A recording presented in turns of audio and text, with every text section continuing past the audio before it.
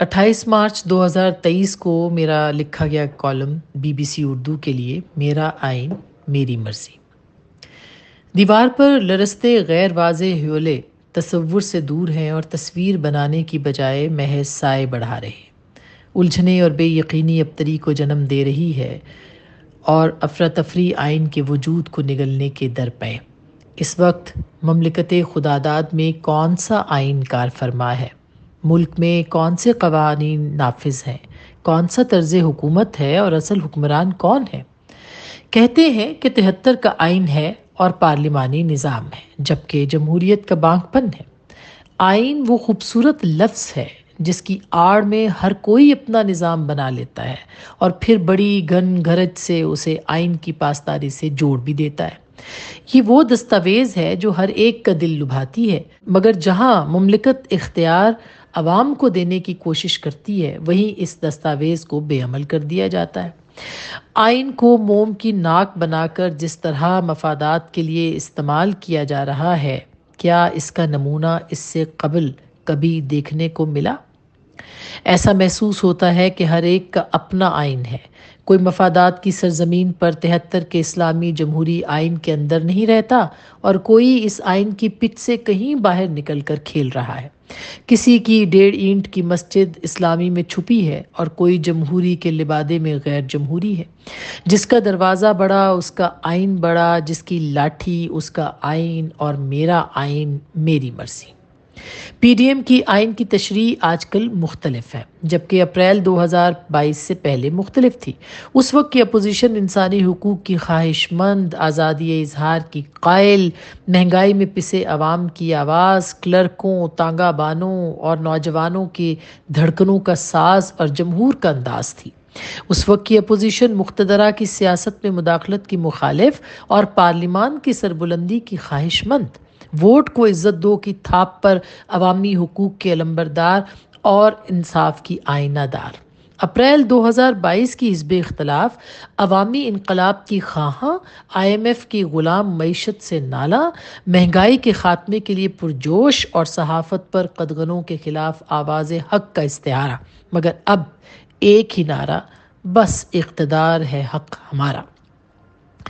دوسری جانب تحریک انصاف کے لیے آئین 10 اپریل 2022 کے بعد معرض وجود میں آیا۔ اس سے قبل صحافت، پابند سلاسل، سوشل میڈیا پر قابو پانے کے 100 ٹوٹکے، انسانی حقوق کی خلاف ورزیاں، قانون کی عملداری، جبکہ لاپتہ افراد ریاست کے باغی اور ہزارہ لاشیں بلیک میلر قرار پائیں۔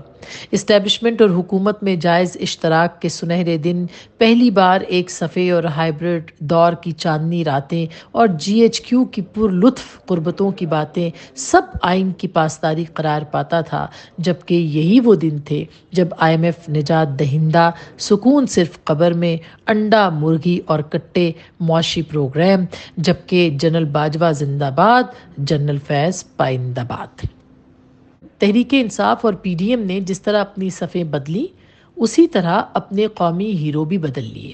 عسکری قیادت کی جگہ عدالتی محاذ ہوا، PDM اسٹیبلشمنٹ، جبکہ تحریک انصاف عدالت کے پہلو میں لگ گئی۔ ایک کا ہیرو جنرل فیض اور دوسرے کے نجات دہندہ جنرل باجوہ قرار پائے، مگر اس کشمکش میں اگر کسی نے اپنی جگہ نہیں بدلی تو وہ تھی ہماری عدالتیں۔ موقع کو غنیمت جانتے ہی عدالتوں نے عوامی روپ دھار لیا۔ پاپولرزم کا بیانیہ تھا اور پھر ازلی تاریخی روایات کی پاسداری کہ کب اسٹیبلشمنٹ پیچھے ہٹے، وہیں میرا آئین اور میری مرضی کا جھنڈا گاڑا جائے۔ کسی کو 90 دنوں میں انتخاب پسند ہے تو کسی کو انتخابات کے کرائے جانے کے لوازمات، کسی کے لیے منصف راہیں تک رہے ہیں اور کوئی منصف کی راہ تک رہا ہے۔ مقتدرہ کا مزاج بدل گیا اور عدلیہ کا معیار، پارلیمان کا اختیار بھی نفی اور انتظامیہ کا سروکار بھی۔ ایسے میں بس ایک ہی شخص ہے کہ جب چاہے جسے چاہے کھانے پر بلائے، انٹرویو دے اور پھر انٹرویو کو گفتگو اور گفتگو کو قانونی نوٹس میں بدل سکتا ہے، اور وہ کوئی اور نہیں، بس وہ کردار ہے جنہوں نے ہمیں یہاں تک لا کھڑا کیا، یعنی جنرل باجوہ صاحب، جن کا اپنا آئین ہے اور آج کل اس کی ہر شق ہر دوسرے شخص کے لیے آرٹیکل 6۔ سپریم کورٹ کا بھی ایک اپنا آئین ہے جو 63 کی تشریح سے لے کر انتخابات کرانے کے از خود نوٹس تک سراپا داستان ہے۔ کیا المیہ ہے کہ جس در بحران حل ہونے ہیں اسی در بحران جنم لے رہے ہیں۔